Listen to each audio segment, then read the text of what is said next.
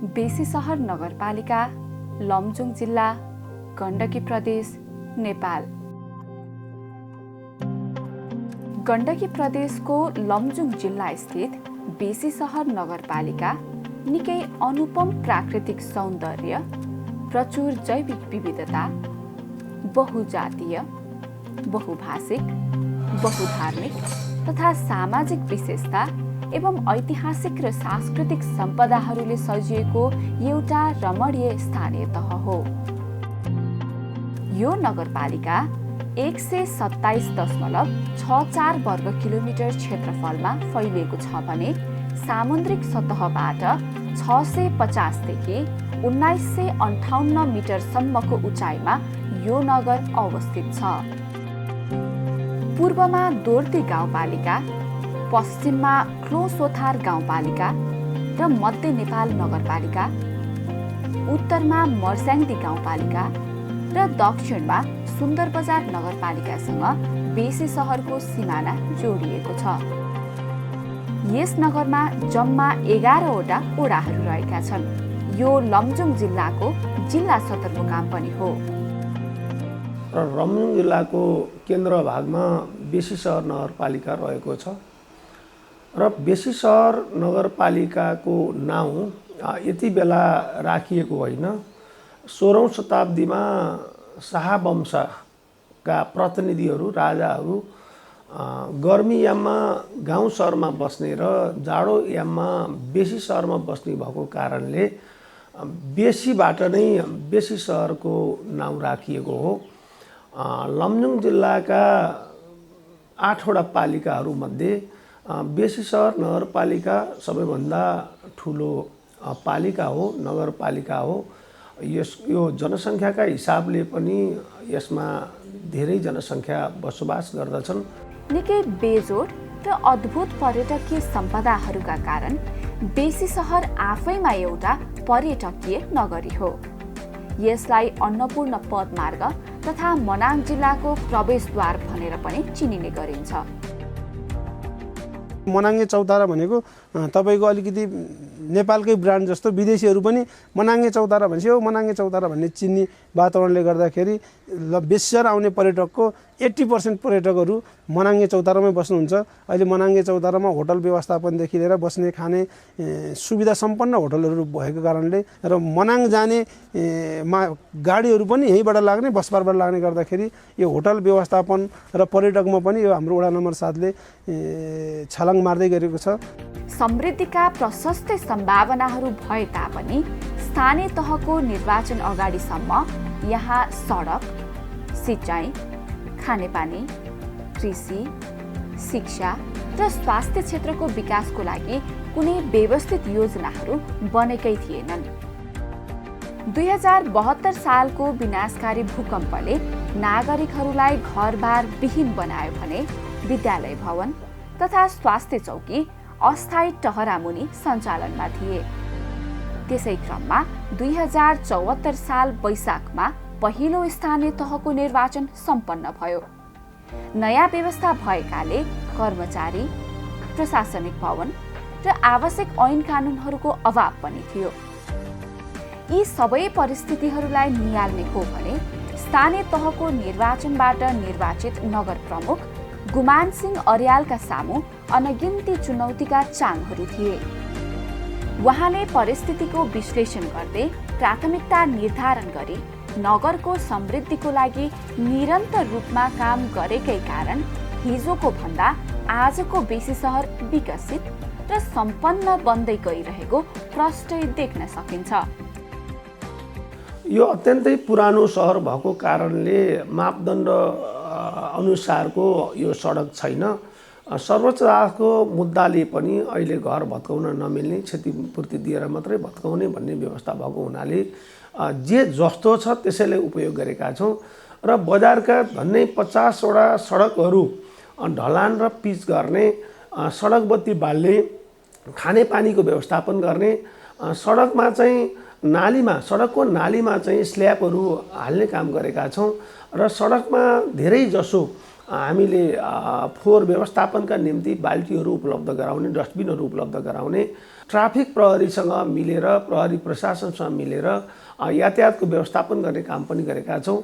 र यसमा थप नगर प्रहरीहरूको व्यवस्थापन गरिएको छ। नगर प्रहरीले गाउँ गाउँमा, टोल टोलमा घुम्ने, त्यहाँको वास्तविकता पहिचान गर्ने र त्यसलाई व्यवस्थापन गर्ने कुरामा सल्लाह र सुझाव दिइरहनु भएको छ र उहाँहरूको सहयोग अपरिहार्य साबित भएको अवस्था छ।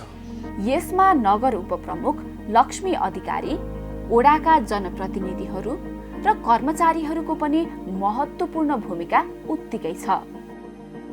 हिजोको दिनमा बेसी सहरसम्म आवत जावत गर्ने मुख्य सडक भए पनि ओडाहरूलाई जोड्ने सडक सञ्जाल भने बनेका थिएनन्। यो 5 वर्षमा ओडा र टोल टोलसम्म सडकको पहुँच स्थापित भएको छ।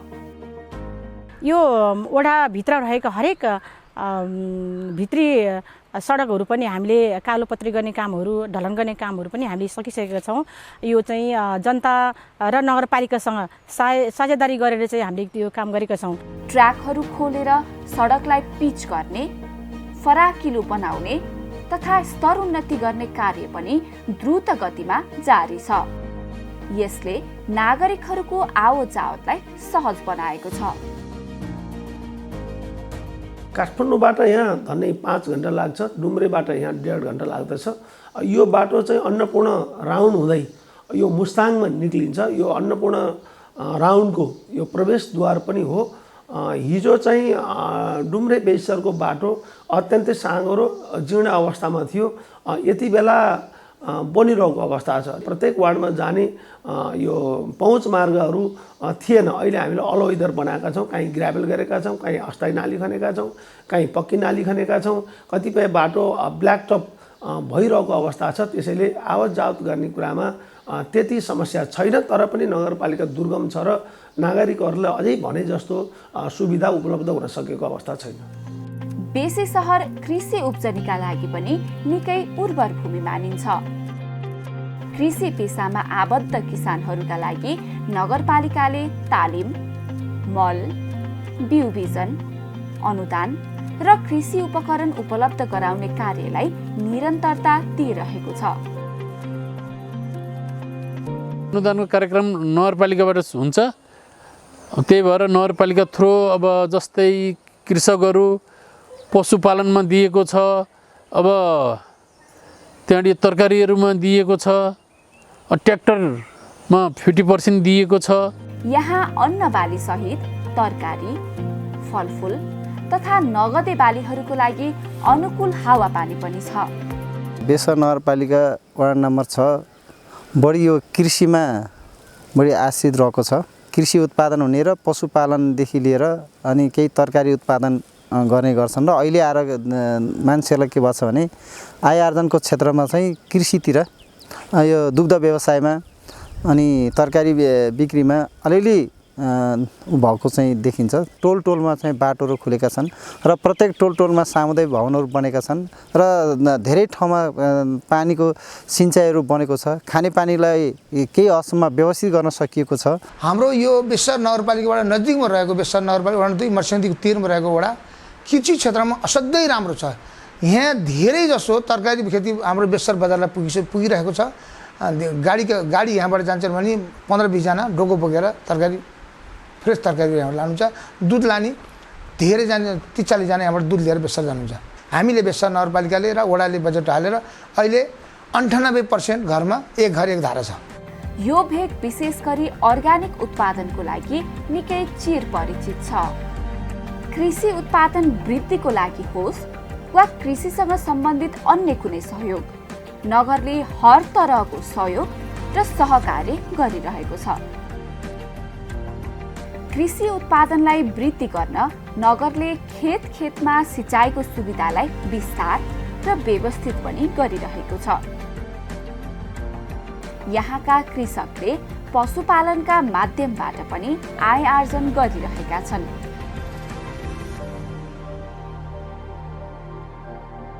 तरकारी खेतीमा चाहिँ हामीले चाहिँ किसानहरूलाई टनेल बिउ बिजनदेखि लिएर सम्पूर्ण कुराहरू चाहिँ को व्यवस्थापन गरेका छौँ र नजिकैको मार्केट भएको कारणले चाहिँ बिक्रीको लागि पनि एकदमै राम्रो र जस्तै हामी मासुमा चाहिँ लगभग बेसी सहर नगरपालिकाको वडा नम्बर 9 चाहिँ मासुमा आत्मनिर्भर भइसकेको जस्तो लाग्छ मलाई। राम्रा किसानहरू असल किसानहरूले चाहिँ दुधलाई चाहिँ बेसी सहर बजारमा बिक्री गर्न लानुहुन्छ।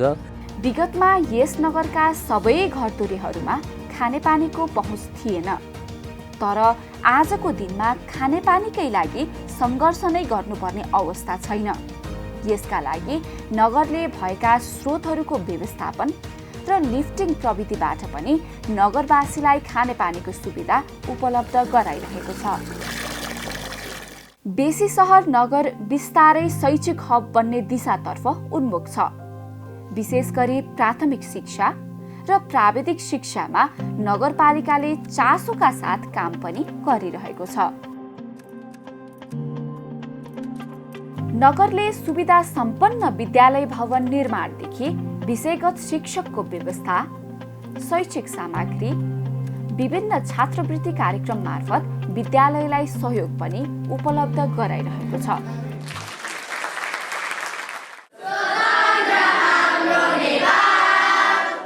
पुनर्निर्माण प्राधिकरणबाट धेरै नयाँ भवनहरू माविमा कम्तीमा 2टा भवनहरू ठुल्ठुला बनेको अवस्था छ।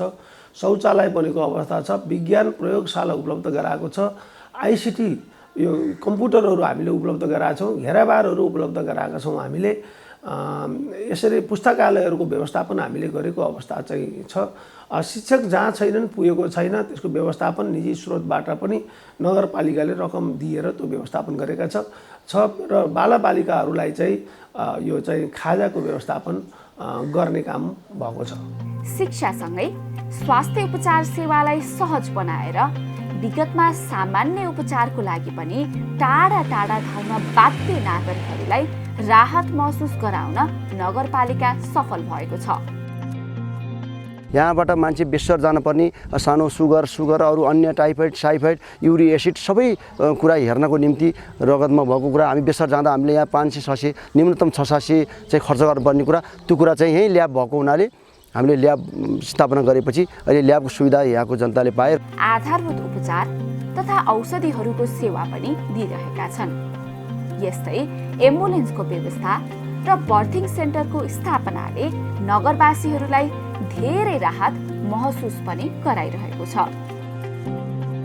हिजो यही वार्ड कार्यालयको एरियामा मात्रै गाडी आउँथ्यो भने अहिले 9 टोलमा गाडी पुग्छ, ताकि भोलि बिरामीहरूको जुन समस्या हुँदाखेरि जति बेला पनि हामी यही स्वास्थ्य चौकीमा उपचार हुन नसकेको खण्डमा हामी बेसी सहर अथवा काठमाडौँ र पोखरा हामी जुनसुकै बेलामा पनि हामी एम्बुलेन्सबाट हामी बिरामीलाई छिटोभन्दा छिटो उपचारको लागि हामी गर्न सक्छौँ।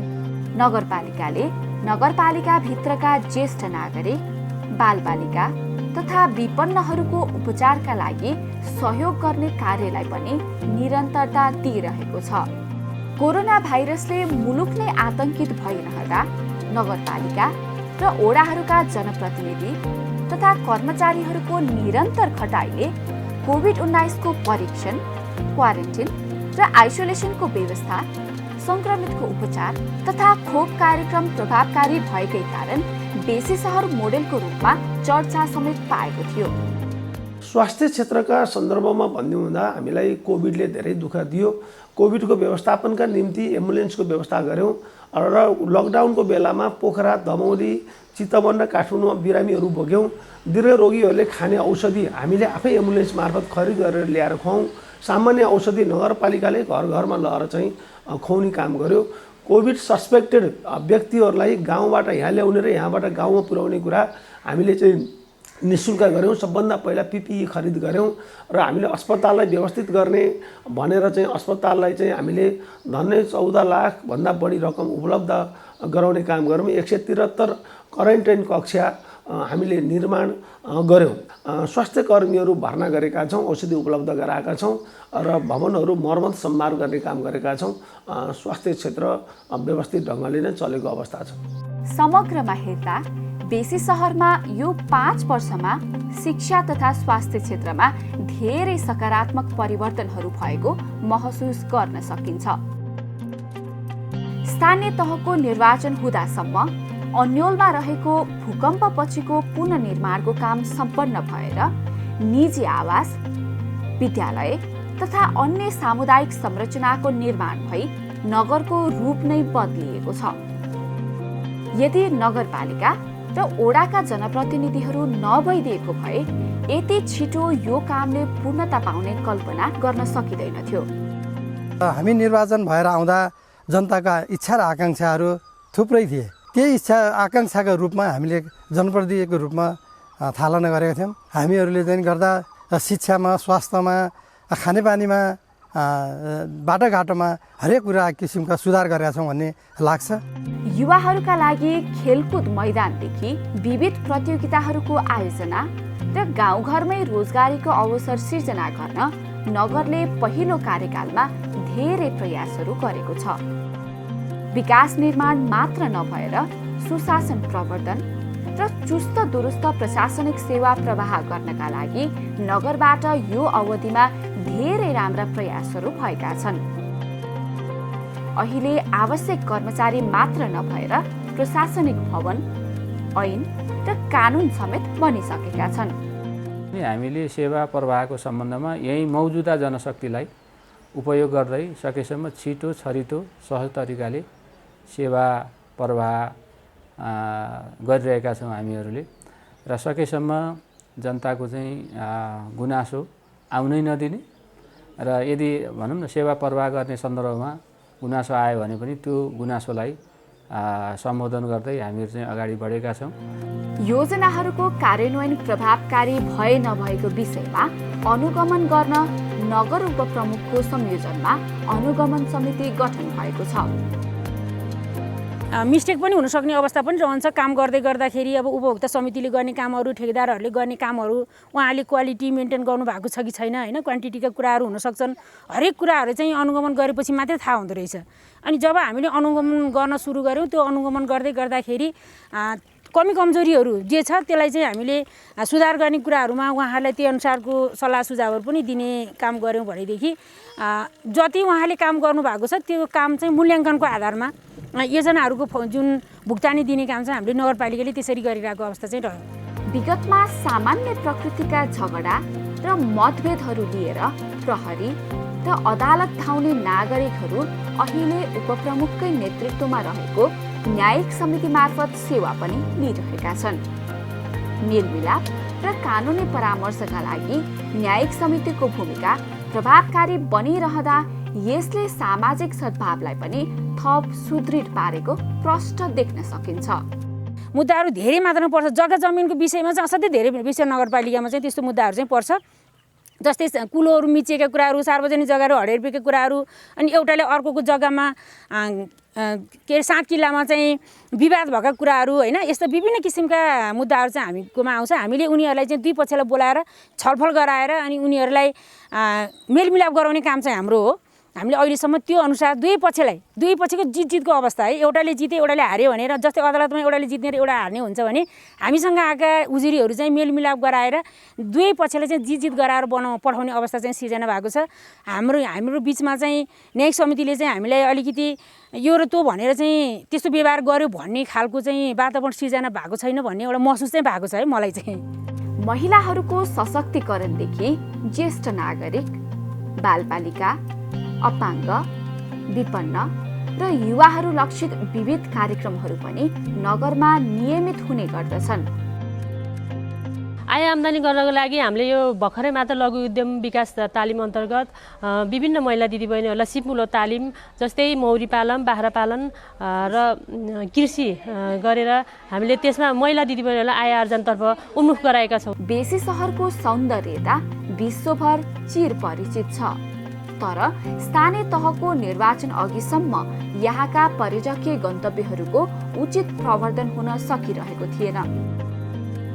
यस नगरको वडा नम्बर 3 गाउँ बेसीमा अवस्थित लमजुङ दरबार, सँगै रहेको लमजुङ कालिका मन्दिर, वडा नम्बर 1 को उदयपुर कालिका, वडा नम्बर 2 को तालबारही मन्दिर, वडा नम्बर 7 को हेल्सो गुम्बा, वडा नम्बर 8 को कर्पूरेश्वर पार्क, वडा नम्बर 4 को पुरानो कोटगढी सहित अन्य मठ मन्दिर, पिकनिक स्पट, वन जङ्गल, खोला नाला, गाउँ परिवेश र यस नगरको संस्कृतिले यहाँ आउने पर्यटकहरूलाई निकै आकर्षित गर्दछ।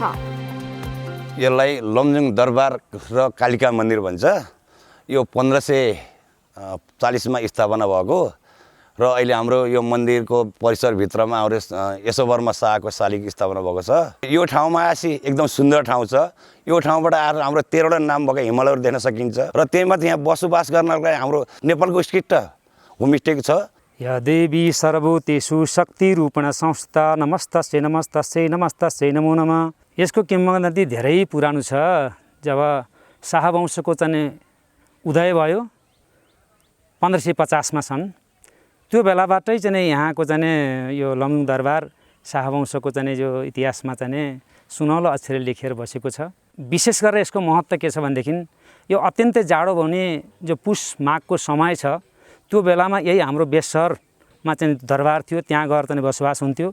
त्यहाँबाट फेरि अलिकति चाहिँ यो शरद ऋतुको चाहिँ जो असोज कार्तिकको समय हुन्छ, त्यो बेसी सहरबाट गाउँ सहरमा सरेर यहाँ बसिन्थ्यो, यहाँबाट राजकाज गरिन्थ्यो।